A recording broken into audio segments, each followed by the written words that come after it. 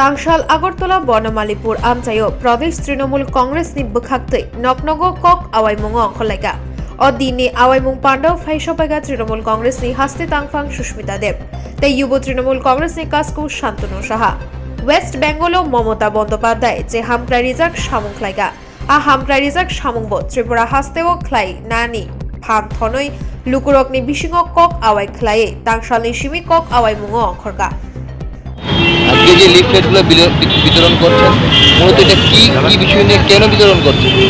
আমরা পশ্চিমবঙ্গের মাননীয় মুখ্যমন্ত্রী মমতা বন্দ্যোপাধ্যায় যে কাজটা করে দেখাতে পেরেছেন ওয়েস্ট বেঙ্গল সেটার প্রচারে নেমেছি। কারণ বিজেপি বলছে সুশাসন, কিন্তু ত্রিপুরাতে চলছে কুশাসন। কিন্তু বেঙ্গল নিয়ে আপনারা দেখতে পারবেন অনেক রকমের অপপ্রচার আছে।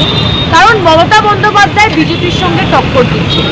মমতাদি কি কাজ করে, কি কাজের বিনিময়ে আমরা ভোট চাইছি, এটা আমরা বেঙ্গলের গভর্নেন্স মডেলটা নিয়ে আজকে পথে নেমেছি।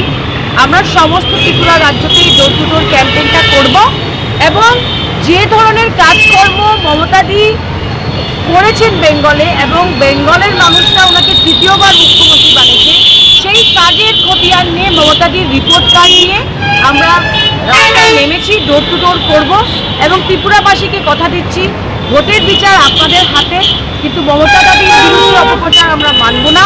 Bengal governance model is the best model. আমরা এখন প্রায় বনমালীপুরে 1 কিলোমিটার হেঁটেছি। প্রত্যেকে বলছে একটা বিকল্পর দরকার আছে। কংগ্রেসকে দেখে দিয়েছে, সিপিএমকে দেখে দিয়েছে, কিন্তু তৃণমূল এখনও ত্রিপুরাতে কোনো রকমের শাসন করার সুযোগ পায়নি।